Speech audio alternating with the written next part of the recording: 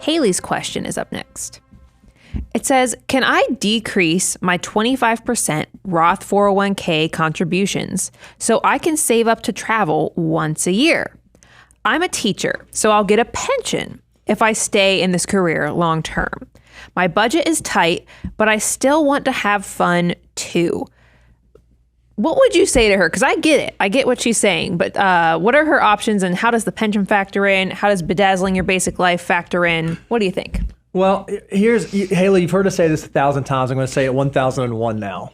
Money is nothing more than a tool that allows us to do the things that we want to do. So why do we recommend a 25% savings rate? So that in the future, you're able to live the life that you want to live on your terms, the way that you want to live it. But you said something really interesting. Hey, I want to make sure that I'm doing stuff now. I want to be able to travel now. I want to be able to have opportunities now.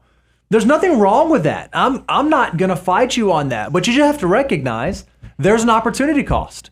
If instead of saving 25%, if I drop my savings rate today so that I can travel or spend money today, there's a good chance, especially if you're young, that that's going to work out. Maybe you drop from 25 down to 20.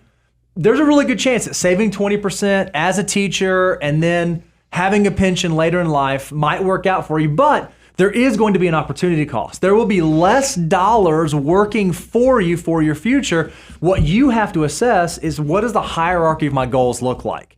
How important is me being able to travel this year versus me being able to retire early, have options, fill in the blank on the other things that you may be giving up? And you have to do a self-assessment in terms of, okay, where do I want to deploy my resources? And do I understand the cost of doing that? Is it a cost I'm willing to bear? Well, I think it's, look, two things that popped in my mind. First of all, as a teacher, don't forget, especially if you're vested into your pension, you do get to count your employer's contribution as part of, plus your contribution towards that 25%, especially if your household income is less than $200,000. So I bet that you're actually saving and investing greater than 25%.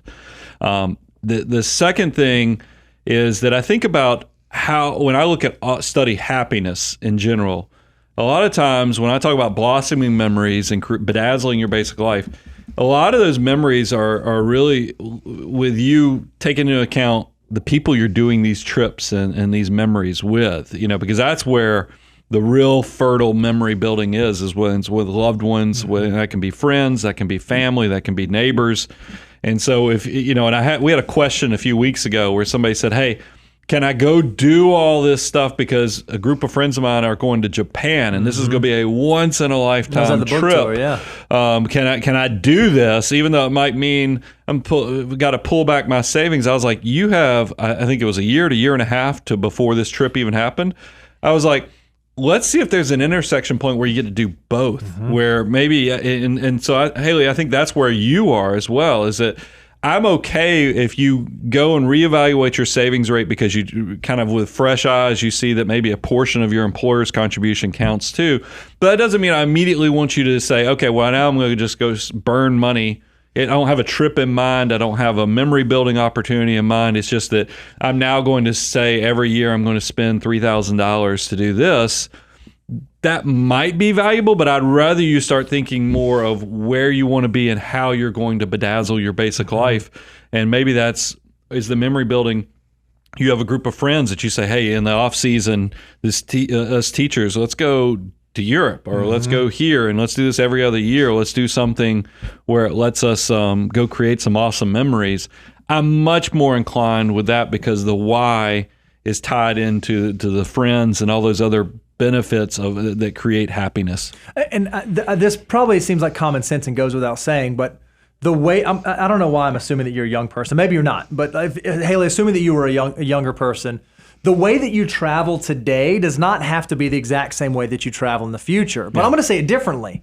The way that you think you want to travel in the future does not necessarily need to be the way that you travel today. So if you said, hey, things are tight and the budget is tight, I would figure out what are ways you can maximize traveling in the most cost-effective manner. A great thing is you just said, hey, if you have some friends that can travel and you can all go split an Airbnb, like that's a great way to cut down your costs. So if you can think through those types of items to get the most out of your travel budget as possible, what you'll find is as you continue to advance in life and as your dollars do build up, your travel will probably scale up as well. I mean, that's been your experience, right? You travel very differently at age 50 than you did at age 25. Fair Yeah, enough? and I covered that. You know, when I went to Italy in my 20s, we did it super cheap. Dragging the luggage down the cobblestone, getting ripped off everywhere.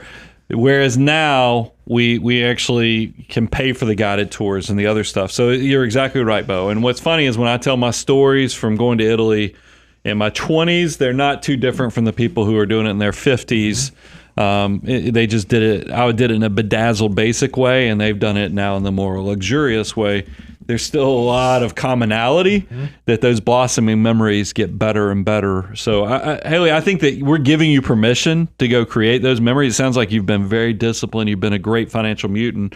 Just make sure you're putting the effort in to do the why, and you know how you're going to fund this. And I want you to go live your best financial mutant life.